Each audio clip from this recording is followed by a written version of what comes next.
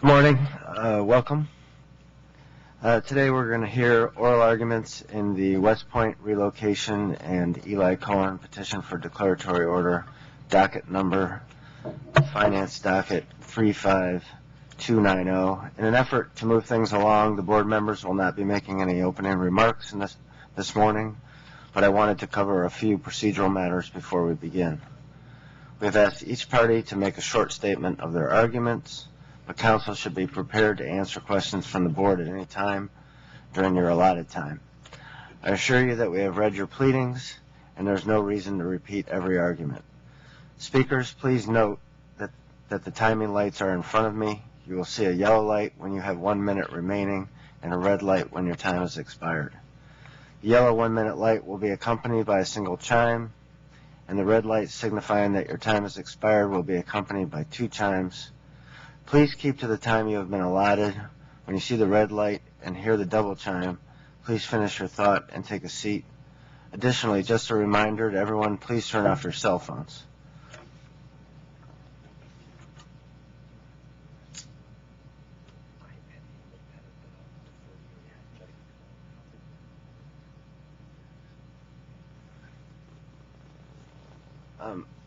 And one procedural matter before we proceed, I noticed that there was a document submitted to us this morning.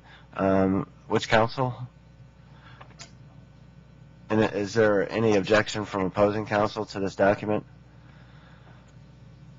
Your Honor, Mr. Collins and I discussed this briefly before the proceedings commenced. In general principle, I don't object to this being entered. It's tariff material. It's matters that are on file here. But I have not had a chance to review it in detail, so I would like to reserve a reasonable period to comment if we find that for some reason this is not an accurate statement of the current tariff or something like that. So I'd suggest a period of 5 business days or something like that within which we could indicate if we have some objection to the authenticity or okay, something like that, but I don't object in principle. Okay, great. Then we'll probably you'd want to submit it maybe with some kind of affidavit or something. I guess if it's on file here, we could take notice of it. I was actually going to simply ask the commissioners to take judicial notice of it, but I wanted you to have access to it. Okay, if it's on file, we can take notice of it. So if there is any issue, we'll let you know. If it's not on file, I assume it is. So okay, great. And I guess you're up. So we'll now proceed with counsel for West Point Relocation. You have been allotted a total of 20 minutes.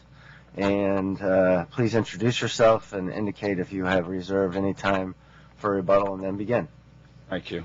Good morning, Commissioners. Brendan Collins from GKG Law on behalf of the petitioners, West Point Relocation, Inc., and Eli Cohen.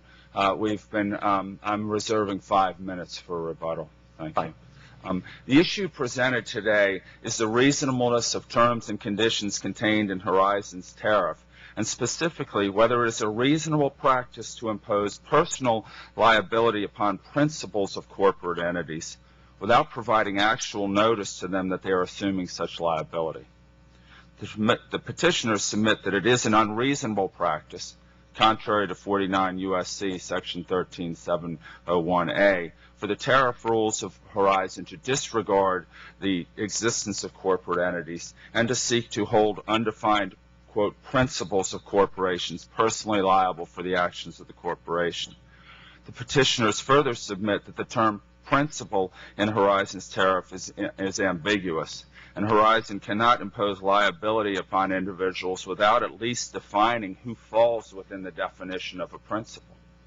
Finally, although Horizon argues that Mr. Cohen is liable as a principal pursuant to the tariff it identified, which was attached as Exhibit C to our brief and Exhibit A to their reply, in fact, we request that the commissioners take judicial notice of the document we just referred to, which is also on file, the bills of lading tariff. And the bills of lading tariff at the yellow page where we've identified has a different definition of who is jointly and severally liable. And in fact, it makes no reference to principals. That's extremely significant because it's flatly contrary to the language. Essentially, their argument is, if you had just looked at the tariff, you'd have known that we're liable, that you're assuming personal liability. But that's not the case. When you look at, depends on which portion of the tariff you look at. And it's very significant here because we were never given the tariff. The tariff was never identified. It says, look at our tariffs. Never identified which particular tariff out of the 16 tariffs they have. It never identified which particular provision of the tariff they were relying upon just to impose liability. Under these circumstances, we would submit that it's far from a reasonable practice to assume that if someone's going to know, gee, we meant this to apply, but not that. Or are you saying that in the bill of lading, it mentions the shipper, the consignee, owner of the goods, but does not specifically refer to the principal or the owner of the company? What it says is, I can read the language, it's tabbed there. The shipper, consignee, holder hereof, and owner of the goods shall be jointly and severally liable to carrier. Mm-hmm. It does not refer to principals, which is the basis that they're seeking to impose liability upon our client here. You also say principal is an ambiguous term here, but isn't Mr. Cohen the sole owner of he was the sole owner of West Point Relocation? I mean, who else could be the principal if not the sole owner? Well, we've submitted as a matter of law, he's the president of the company. I believe that his sister was actually the shareholder of the company, who owned the stock of the company. So I think I should clarify, I'm not positive on that, so let me state, but I believe she was the stockholder, and he was the president. Okay, thank you. How long had West Point Relocation been doing business under this tariff with Horizon? I believe 2006. 2006, and then during that entire time, they never had looked at the tariff? No, they didn't. They never had any reason to. They were doing business. They were, and we're not submitting. I would explain. We're not submitting. I understand the filed rate doctrine, that we're subject to the tariff, the rate in a tariff, regardless of whether we've familiarized ourselves with it. But we would distinguish those cases, as the courts have done, in the cases where it's a non-mandatory provision in a tariff. There is not, courts of the Second Circuit, the Ninth Circuit, the 11th Circuit, all have held, if it's a non-mandatory provision, especially if it's contrary to accepted practice, then there's an obligation on the part of a carrier to bring that to the shipper's attention if they're seeking to impose an unusual obligation or requirement, or to excuse themselves from liability. Under those circumstances, the Second Circuit, recognizing that it's impractical to assume that a shipper is going to read every bill of lading that comes across his desk, as I'm sure you're aware, the fine print, you need a magnifying glass, and it goes on for days.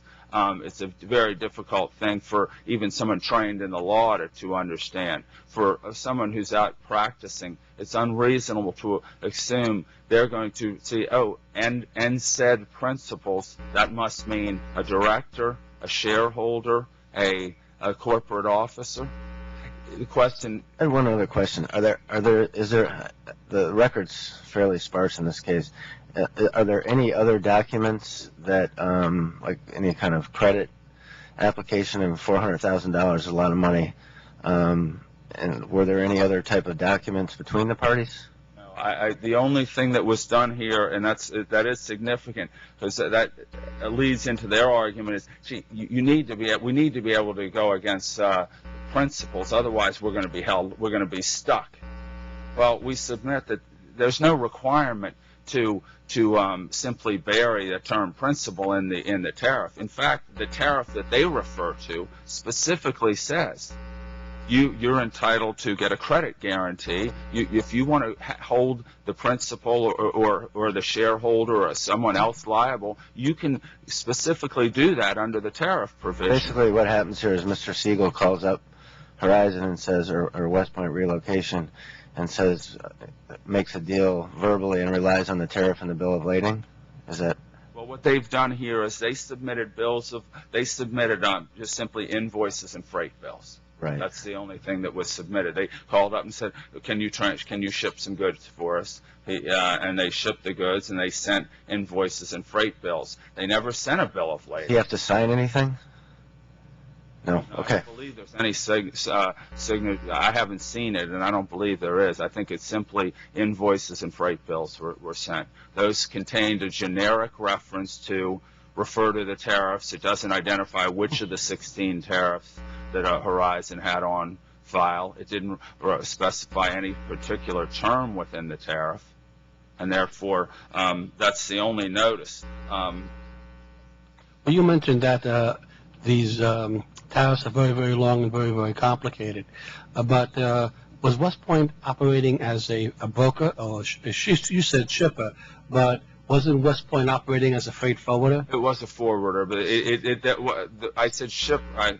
I didn't mean to misstate, but shipper or forwarder, the terms apply to regardless. What they've drafted here obviously applies equally to a shipper as to a forwarder. So a shipper who's doing a one-time shipment is... I think it's understandable that the filed rate doctrine, as you said, is still the law, and a lot of people were upset that the filed rate doctrine was being applied to shippers who are fairly unsophisticated.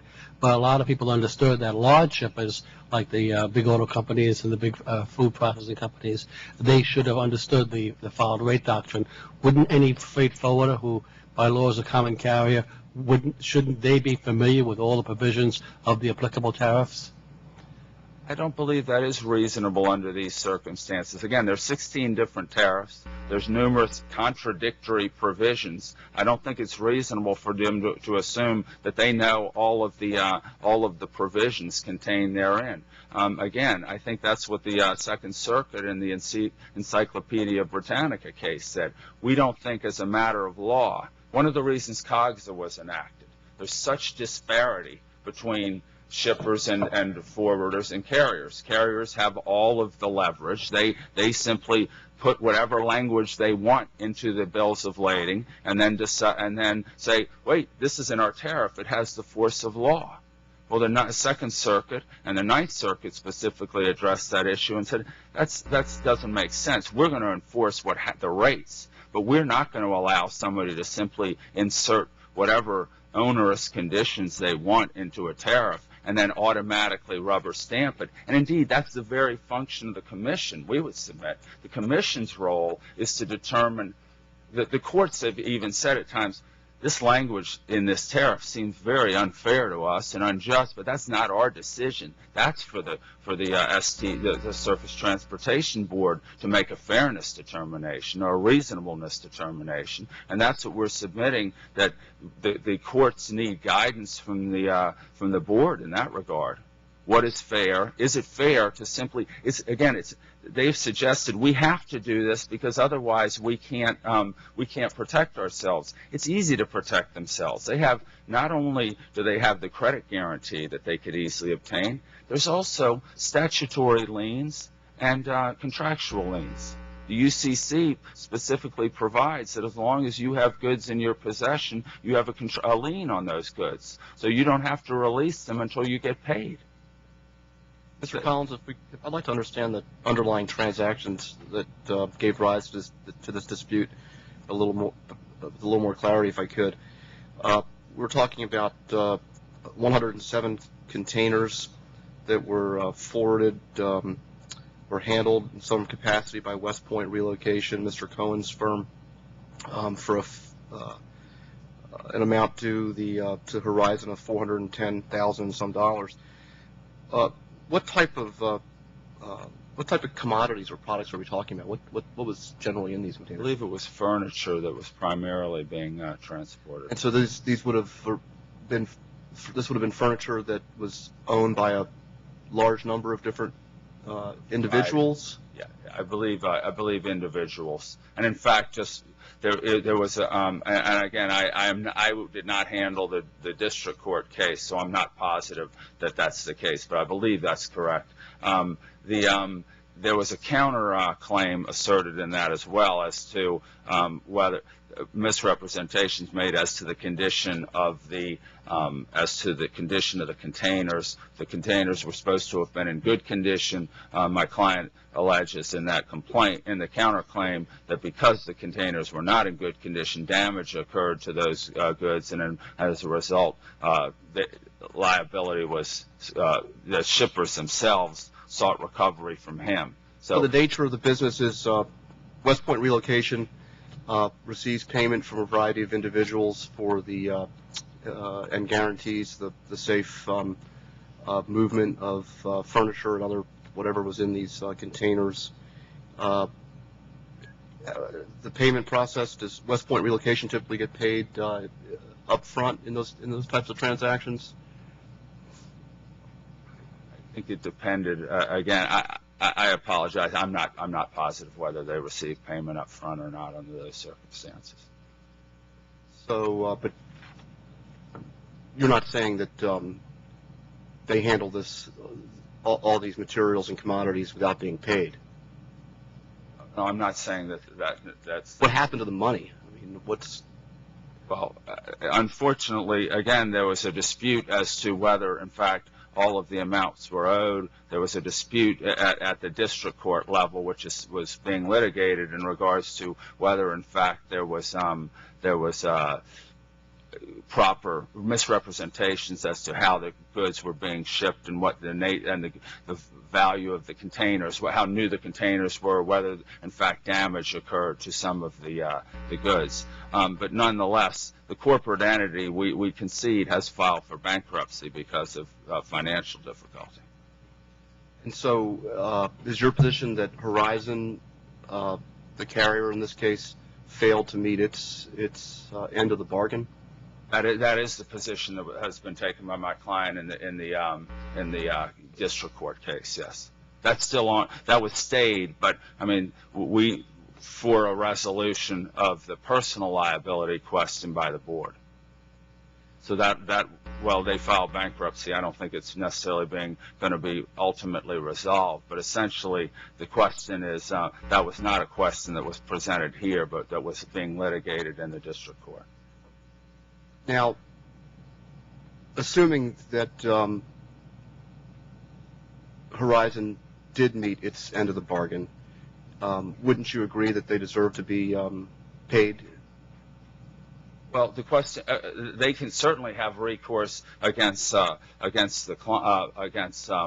Point, but that does not mean that they're entitled to go against officers or directors or shareholders of companies. There is law governing when the corporate veil may be pierced.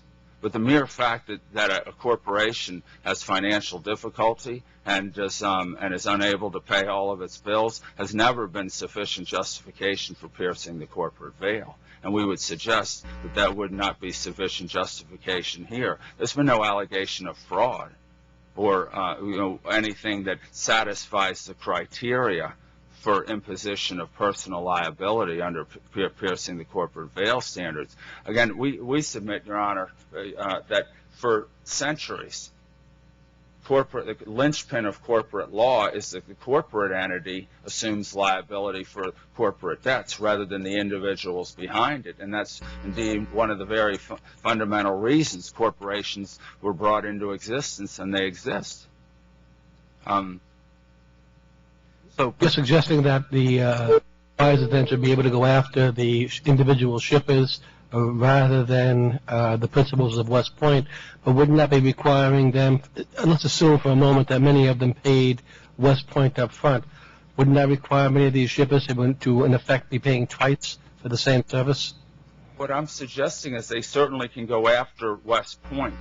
And in fact, if they want to protect themselves against as to suits against additional individuals, they can get corporate guarantees, individual guarantees, which their tariff specifically allowed, or they can hold the goods until payment is received, which is certainly entitled to do under UCC law, or they can provide contractually for that. What we submit is it would be inappropriate to, under these circumstances, to disregard centuries of corporate law and simply say by inserting the word "and" into the tariff, there can go after individual corporate.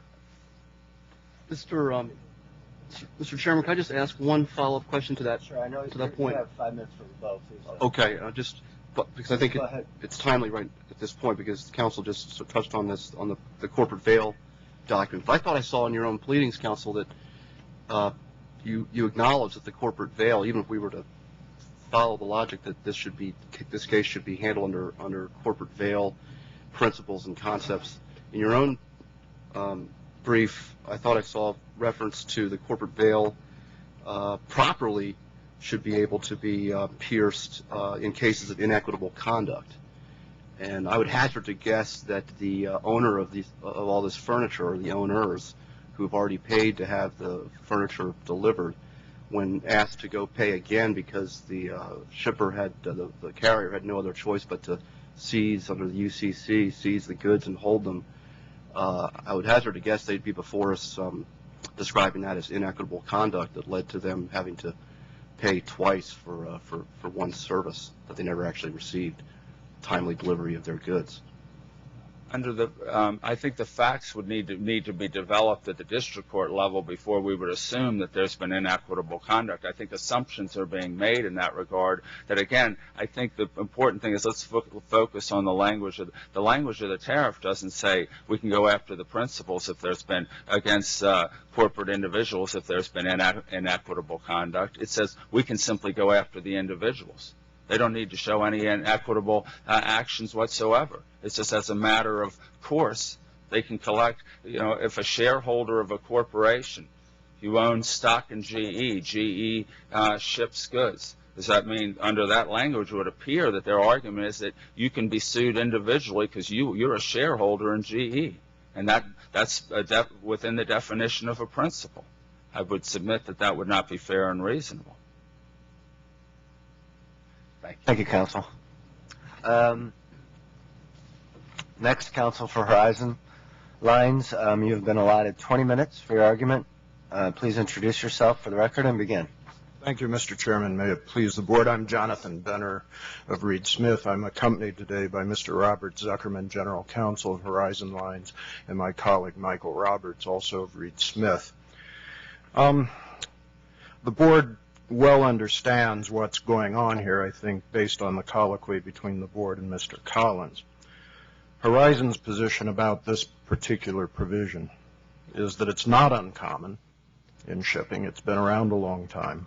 It crops up here and there. We've cited to you at least one other domestic water carrier that has a provision similar to this, and we've given you supplemental authority that we filed last week that refers not only in the case that we cited, but in cases cited within the case, numerous instances where the courts have routinely upheld this kind of provision. You mentioned another carrier with the same provision in its tariffs. Could you name that carrier? I believe the carrier was Totem. It's in the Doherty Declaration that's appended to our filing. And are they in the same market, the same U.S. to Hawaiian market, or is it a different market? This is in the Alaska market, I understand. In the Alaskan market. So how many total carriers are there in the Alaskan to the U.S. and Hawaiian to the U.S. market in total? My understanding is it's a fairly small number. It is a fairly small number. I can't give you an exact number off the top of my head. Mr. Zuckerman might be able to. He follows these things rather more closely than I do. So you're suggesting that a large percentage, even if it's only two, it's a fairly large percentage of the carriers in the market have this kind of a clause in it, in the tariffs? Well, I think I'm making a slightly different point, and I want to be precise about this. I'm not taking a census and saying that this is that more than half or a great percentage. What I'm saying is that in ocean shipping, this kind of provision is not unknown.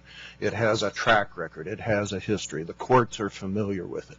The courts have knocked down repeatedly the kind of evasions that we're seeing here from Mr. Cohen, And I think if you read the case we cited,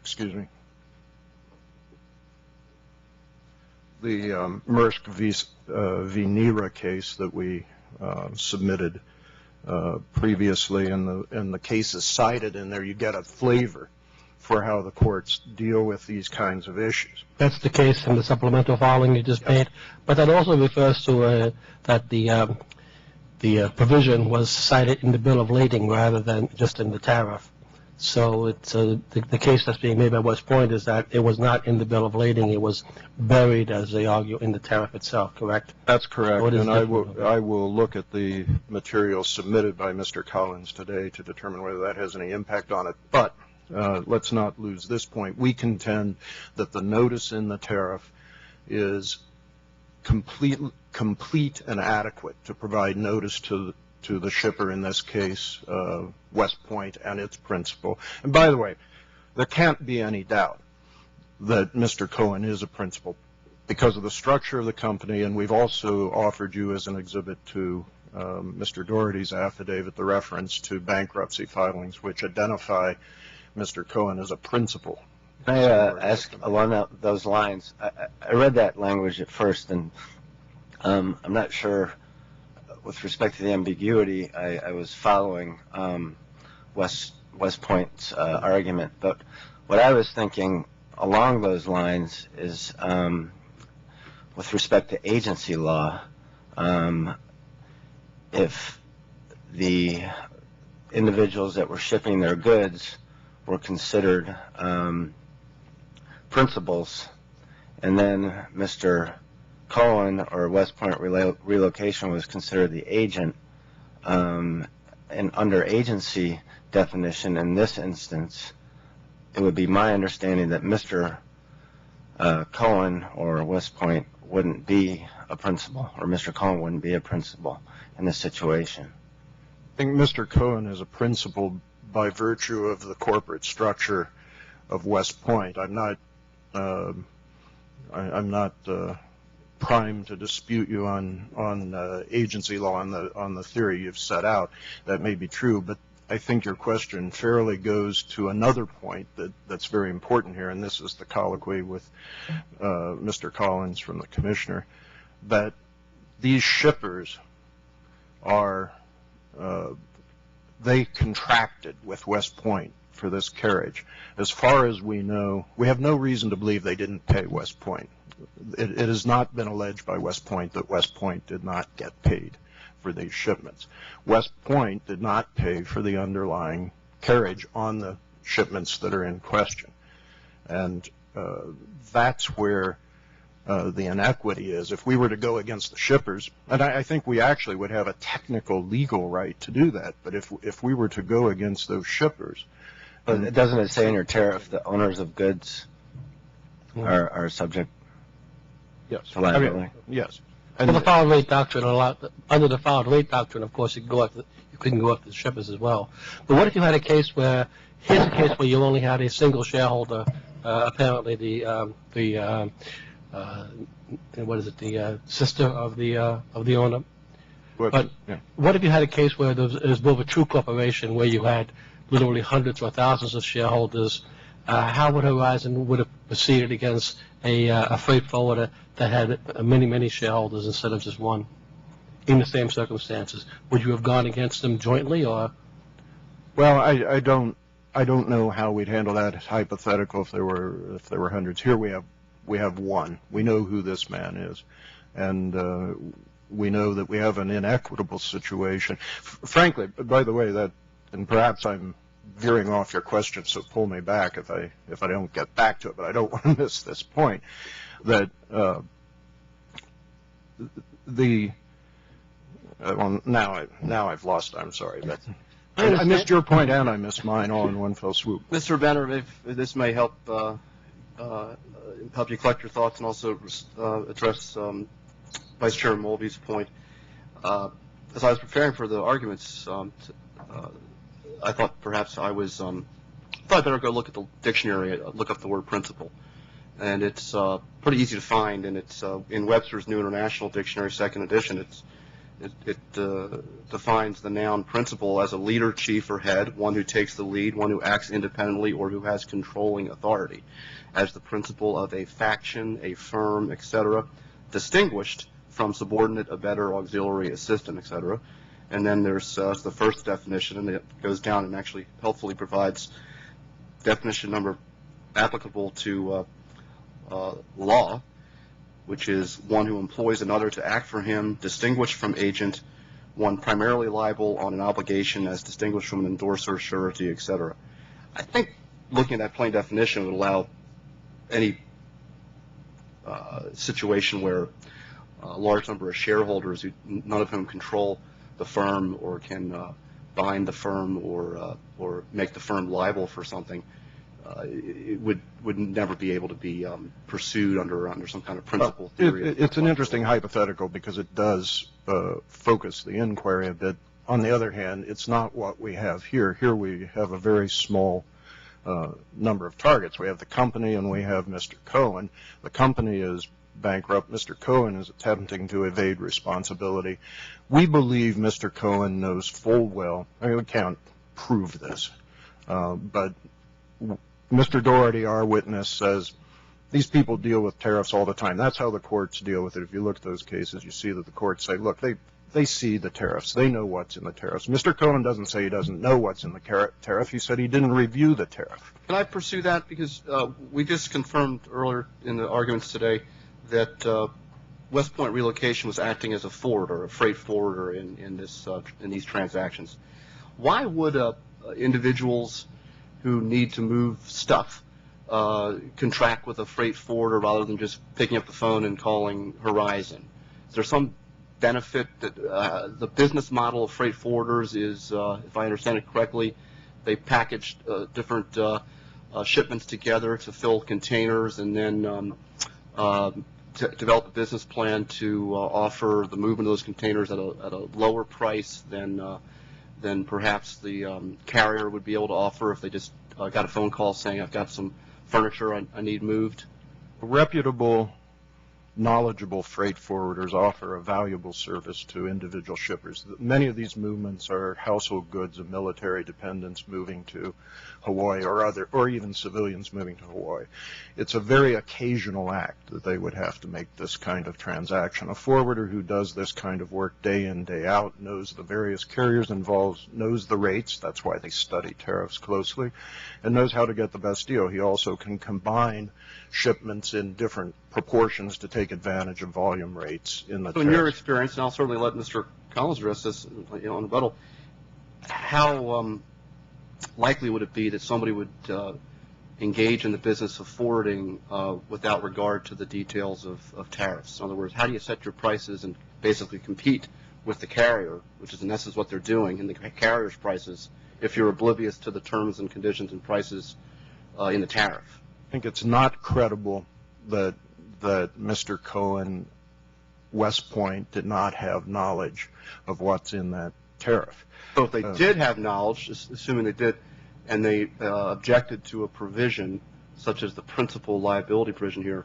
what sort of recourse could they have chosen another carrier or opted to not do business with Horizon? They have a number of options. They can negotiate with carriers for different terms. They can go to another carrier. They can take business from one carrier to another. They're not locked in. This isn't some kind of contract of adhesion. Mr. Collins said that West Point is disputing the charges in the district court case. How do you know what the correct charges are? You look to the tariff. The tariff is a central document, the way ocean transportation has been set up in this country. We're entitled to rely on that tariff to inform people of what their obligations are. There are many instances where people have attempted to evade their financial obligations by making arguments such as are being made here. The courts don't buy them. And that's one point I'd like to ram home, too. The court is capable of sorting out the kinds of arguments that Mr. Collins is making. The only issue that's within your peculiar expertise is this provision reasonable? under Let me the law. ask you a question on that. You have said many, many times this happened, so you are doing this to protect the interest of Horizon to make sure it gets paid for its services. Has Horizon had occasion to bring these kinds of cases before in terms of somebody violating the provision of the principal not being responsible for the ultimate payment of the charges? I don't have a factual answer for you that, Commissioner. I can't tell you off the top of my head whether that's happened before or not. Another problem here is that it's argued that the identification and notification of this provision was inadequate. There are 16 tariffs, I believe, that are applied to this trade, and only one of these tariffs, the one governing here, contains this provision. If this is such an important provision to protect Horizon from being paid, to make sure that they are being paid, why wasn't it included in the bill of lading, or why wasn't it highlighted more than simply do a reference to all of the tariffs, not even a specific tariff? That's an issue here.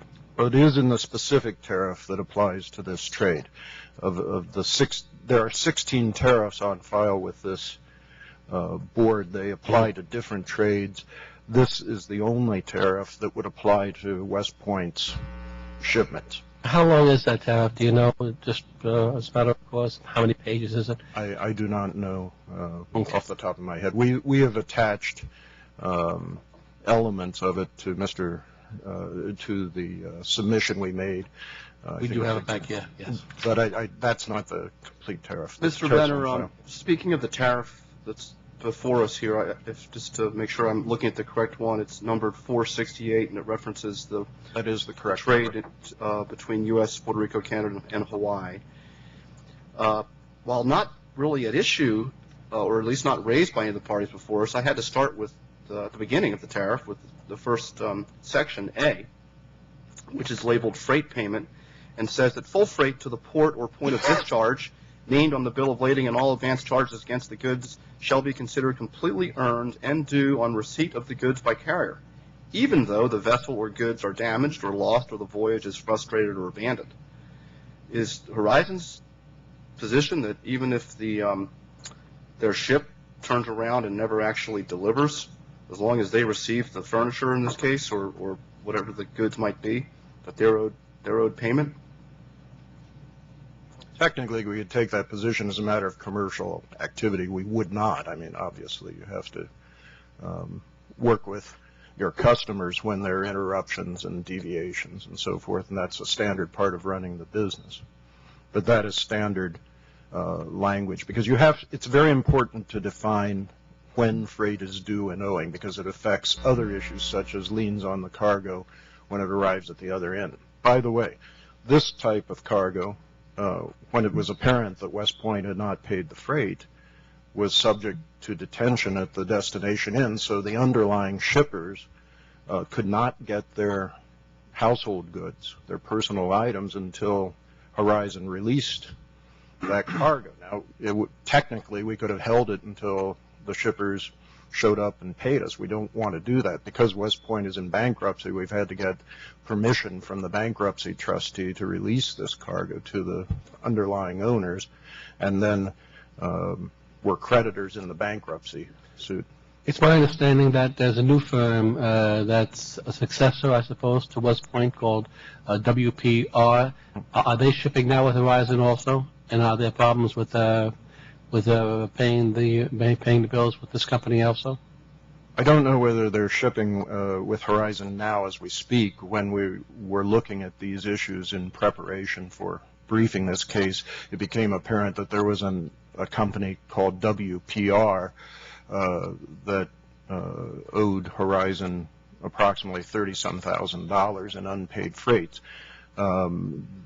I don't know whether the term successor is exactly correct in a legal sense, but we believe there's a close relationship between WPR and West Point, and the filings, the corporate filings of WPR, which are public records in the state of Hawaii, show that Mr. Cohen was involved in that company. There's a footnote in the rebuttal brief that Mr. Collins and Mr. Greenberg submitted that takes issue with our characterization of WPR, but we strongly believe that they're related, and we strongly believe that if we had not acted to stop accepting shipments from WPR, we soon would have been in the position with them that we find ourselves with West Point and Mr. Cohen. I would get back to the reasonableness of, I'm just kind of looking at just the language itself.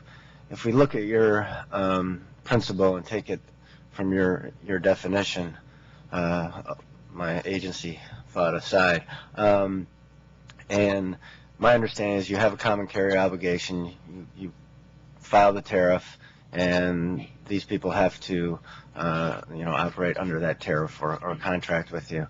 In this situation, do you see it reasonable to have the tariff contain a provision that requires an individual like Mr. Cohen to be personally liable, and in not just that instance, but in every instance across the board?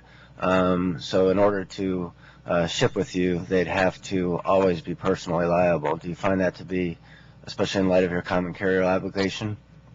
Yeah, I think it's not only reasonable, it's essential for a carrier that has to deal with the public generally to have this kind of provision. Obviously, the carrier uses its best commercial judgment about when to pursue these kinds of claims.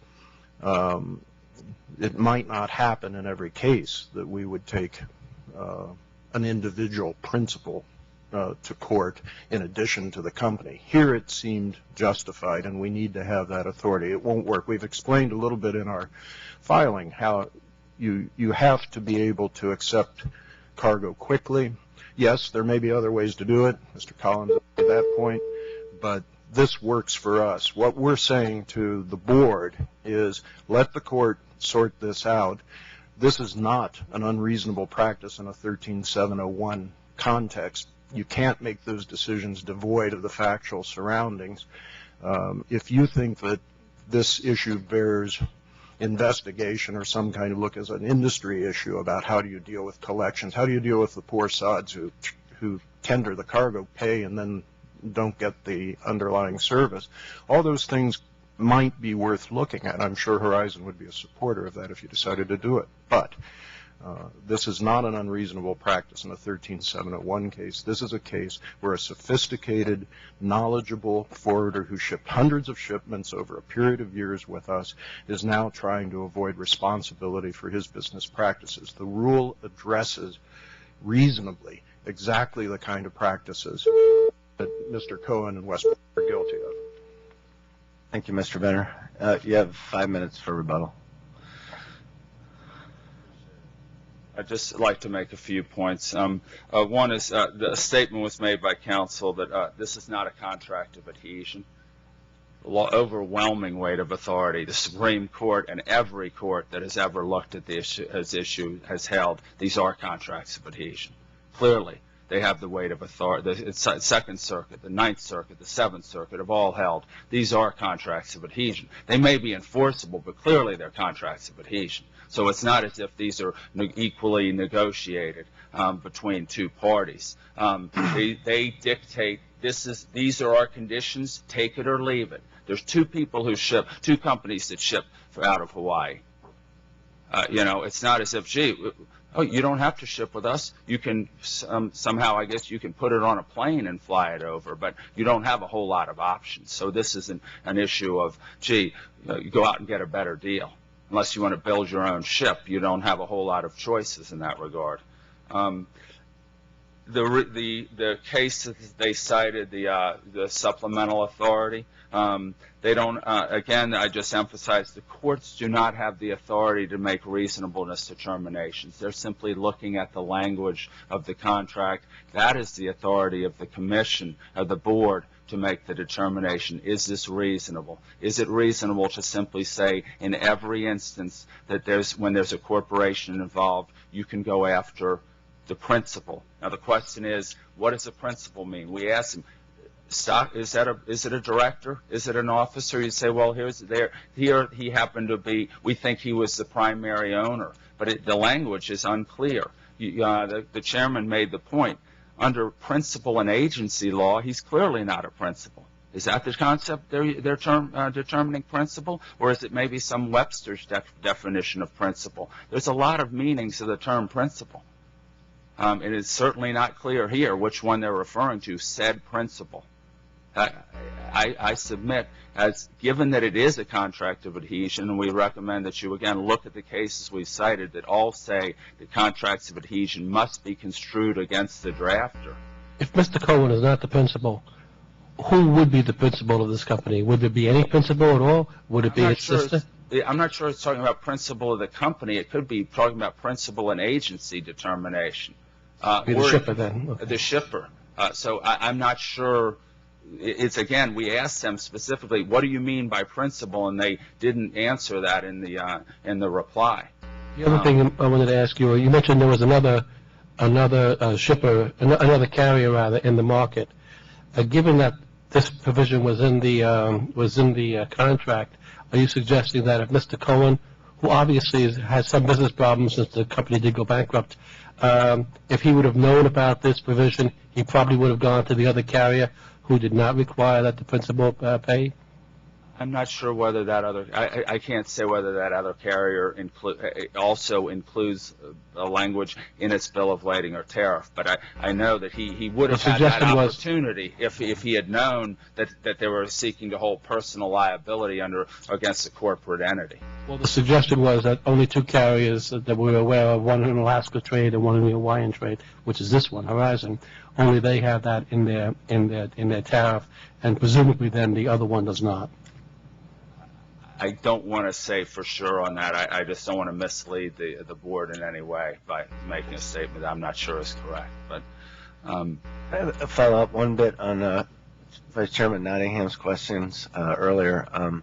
With respect to, I mean, is it plausible that Mr. Cohen or West Point could have done business in this manner without looking at all at the tariff? Because you would think that he would have to make a financial decision to know the economics of shipping, and that he'd have to at least look at the tariff to determine that. I would submit it's not. In our experience in the transportation law, it's found tariffs are published, and sometimes you have to check a ding to it identifies how many people have read the tariff. In clients we've represented over the course of 3 years, the only person that has ever looked at tariffs have been the people who drafted them. They simply aren't looked at. You get the information from dealing. How much is the cost? If there's a bill of lading, you might look through the bill of lading. You never go to the tariff as a practical matter. It's a myth. And in fact, here, if they had provided a bill of lading, they'd have a much stronger argument to say, we should hold you liable, here's the bill of lading. But they never even provided the bill of lading, obviously, because it doesn't have the principles language. Thank you. I appreciate that. Thank you, Mr. Collins. Mr. Chairman, just to touch on one of Mr. Collins' points, he talked about the agency and principal theories, and follow up on the point that you very skillfully raised, that different parties and individuals can meet certain definitions depending on what their capacity is. And clearly, you can be both. You could be an agent. As a forwarder, you can be an agent for your customer because you're promising to handle his or her goods.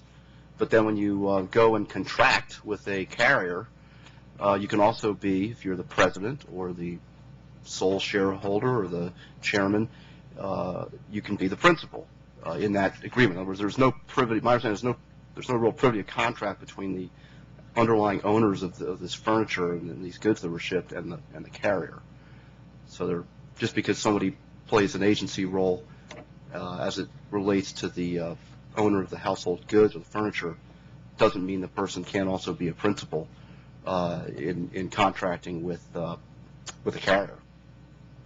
I answer that, or I don't want to go over my time. I believe that's correct. You can be a principal and an agent, but I think the point I was trying to make is in reading the tariff, because there's no definition of principal, you have no idea which one they're talking about. Are they talking about principal-agency relationship? Are they talking about a principal, like the head. It's unclear, and we submit that under the laws governing contracts of adhesion, any ambiguity has to be construed against the drafter. So that was the point I was trying to make.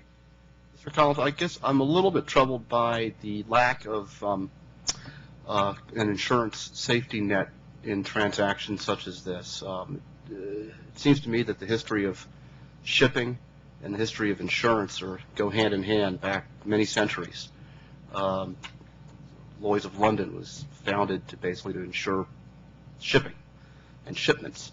How here we are in the 21st century, and people can enter the business of forwarding or handling goods for shipment and not have any kind of insurance. I mean, I can't get a licensed plumber or roofer to come work in my house without an underlying insurance or surety bond.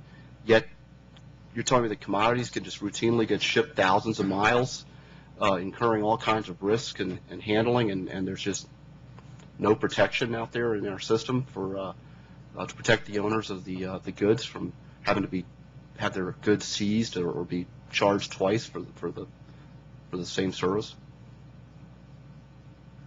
I don't believe I addressed that issue. If I did, Are freight forwarders required to be licensed by the U.S. Department of Transportation or certified anyway? there are licensing requirements. And are there any insurance or surety requirements that go along with that?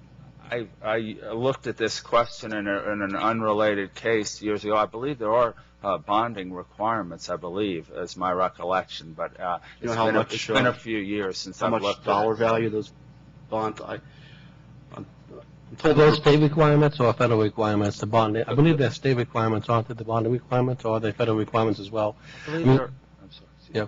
They used to be, freight forwarders used to be regulated, but they were deregulated a while back, I think even before we deregulated motor carriers at the railroad, so. My recollection is that the FMC, I believe, has licensing and bonding requirements. I believe that's the case, but again, I haven't gone back recently and looked at that issue, but I believe there are license and binding requirements for FMC to qualify as. And on the carrier side, and maybe Mr. Benner is better positioned to answer this, but I'll go ahead and answer you, Mr. Collins.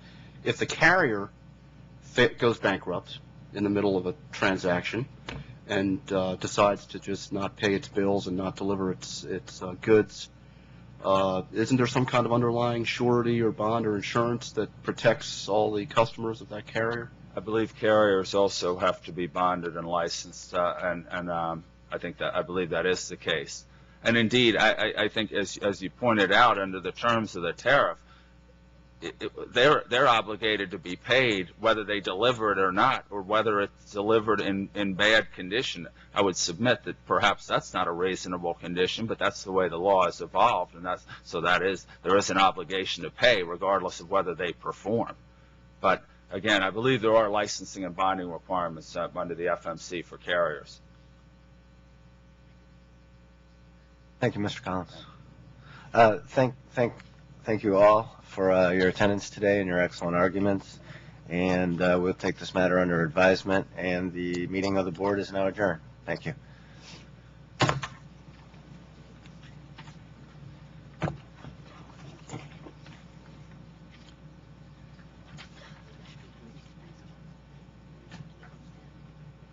You reviewed it, and that's why it's on yellow.